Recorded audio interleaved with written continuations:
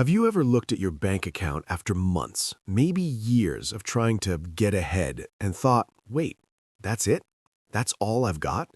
You cut back on takeout, you skipped a couple trips, you told yourself this was the year you'd finally get serious, and yet somehow the number in your savings account still feels small, almost fragile, like one unexpected car repair could just wipe it out.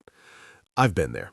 Honestly, I've spent way too much time thinking about money, why some people seem to stack it effortlessly while others grind for years just to build a tiny cushion.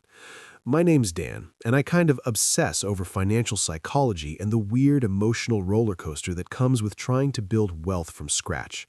And here's something I wish someone had told me earlier. Your first $25,000 is the hardest money you will ever make. Not because you're bad with money, not because the system is rigged against you, though sometimes it feels that way, but because of how momentum works. And once you understand this shift, once you really see what's happening under the surface, it can completely change how you approach money. So, let's talk about why that first $25,000 feels like pushing a boulder uphill, and why everything changes once it starts rolling. First, let's be real about something. When you're starting from zero, every dollar you save feels like a sacrifice. You make $50,000 a year? After taxes, rent, groceries, gas, insurance, random life stuff, maybe you've got a few hundred left at the end of the month. And that's on a good month. Saving $500 doesn't feel like progress. It feels like deprivation. You skip dinners out, you drive the old car, you say no to trips, and then you look at your account and see $3,200, which is good, it's responsible, it's adult, but it doesn't feel like freedom. The reason your first $25,000 is so hard is because at that stage, wealth depends almost entirely on you, your effort, your discipline, your ability to say no. There's no leverage yet, no momentum, no meaningful compounding. It's just you versus your impulses. I remember hitting my first $10,000 and thinking, okay, why doesn't this feel different? I expected fireworks. Instead, it felt like watching grass grow. Quiet, slow, almost invisible. And that's the first shift. Early wealth building is emotionally unrewarding, which means you need a different kind of motivation because external validation isn't coming anytime soon. The second reason, your income is usually your biggest bottleneck early on. When you're building your first $25,000, you're often early in your career. You don't have peak earning power yet. You might not have specialized skills. You're trading time for money, very directly. And here's the brutal math. If you can only save $500 a month, it takes over 4 years to reach $25,000. That's assuming nothing goes wrong. 4 years is a long time to stay disciplined. This is why focusing only on cutting expenses can be a trap. Yes, budgeting matters. Yes, controlling lifestyle creep matters. But there's a floor to how much you can cut. You can't frugality your way to serious wealth if your income is capped. At some point, the game shifts from defense to offense. When I finally understood this, I stopped obsessing over shaving $20 off my phone bill and started asking bigger questions. How do I increase my earning capacity? What skills are valuable? Who gets paid more and why? That mindset shift, from scarcity to skill building, was way more powerful than any budgeting app. So, if you're stuck around $5,000 or $8,000 and it feels like you're treading water, maybe the real lever isn't another round of cutting. Maybe it's upgrading yourself. That's uncomfortable. It takes time, but it compounds faster than skipping lattes ever will. Third, and this one is subtle, early money doesn't work very hard for you. Let's talk about compounding, because people love throwing that word around like it's magic. And it is magic, eventually. But at $1,000 invested, earning 8% a year, you make $80. $80. That's dinner for two. Even at $10,000 invested, 8% is $800. That's nice. It's not life-changing. At $25,000, now we're talking about $2,000 a year without you lifting a finger. Still not insane, but noticeable. The frustrating part is this. Compounding feels insignificant at the beginning. It's like planting a tree and staring at it for 3 months expecting shade. Nothing, just a stick in the ground. Most people quit here. Not because they're incapable, but because the feedback loop is too slow. The first $25,000 is hard because the compounding engine hasn't kicked in yet. You're fueling it manually, but once it does, the dynamic changes. And here's the beautiful part. The system starts helping you. Let me tell you a simple analogy I love. Building your first $25,000 is like pushing a heavy flywheel. At first, it barely moves. You strain, you push. It feels unfair. But with each rotation, it gets a little easier. By the time it's spinning, you're not pushing as hard, but it's moving faster. Money works the same way. At $25,000 invested with steady contributions, you might see $2,000 to $4,000 in growth during a strong year. Now your money is adding meaningful chunks on its own. It's subtle but psychologically powerful. You stop feeling like you're the only one contributing, and that changes your behavior.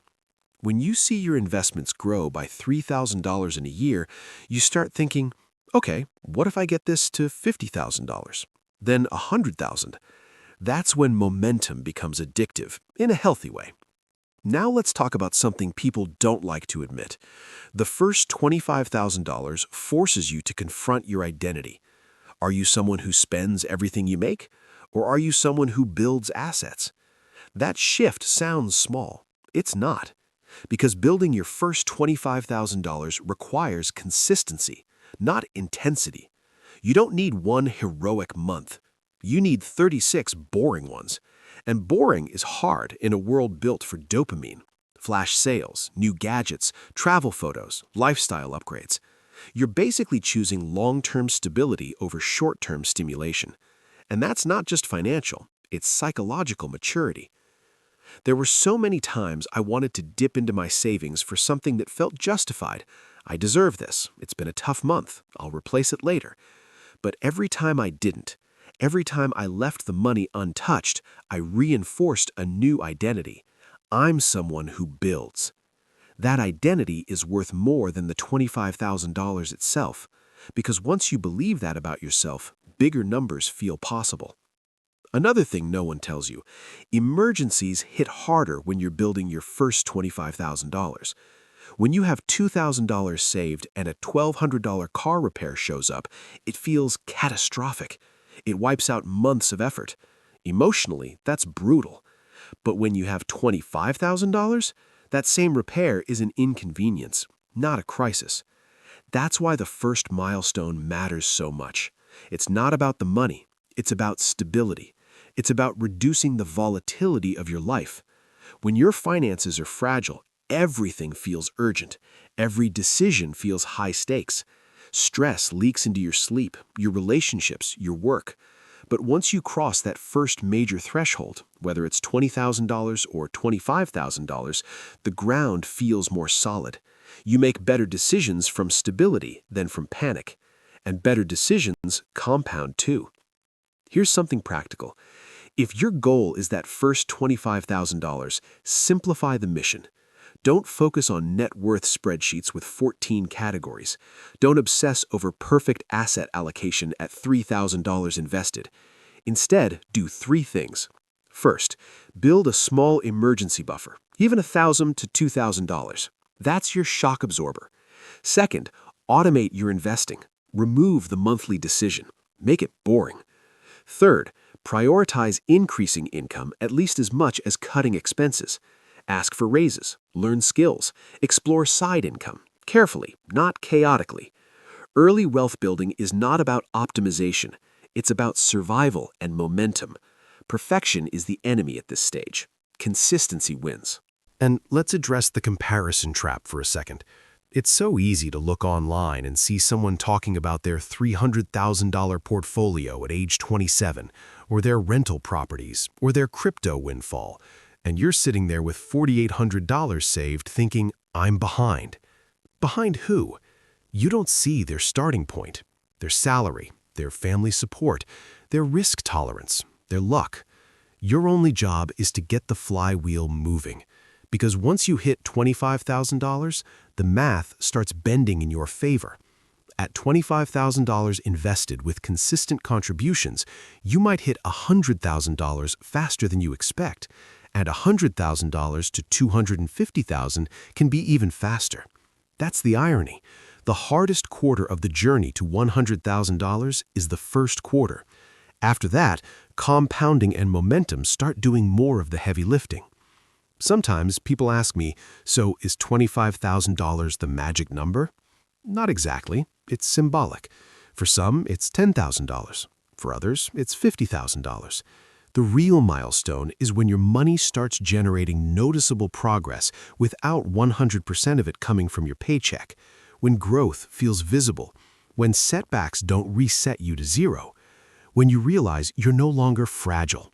That's when the game changes.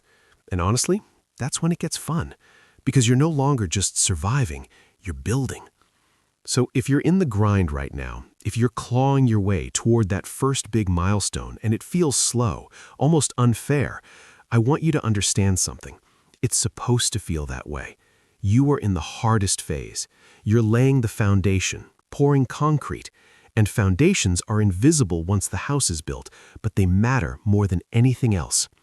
One day, when your portfolio grows by more in a year than you used to save in 12 months, you'll look back and realize this was the pivotal chapter.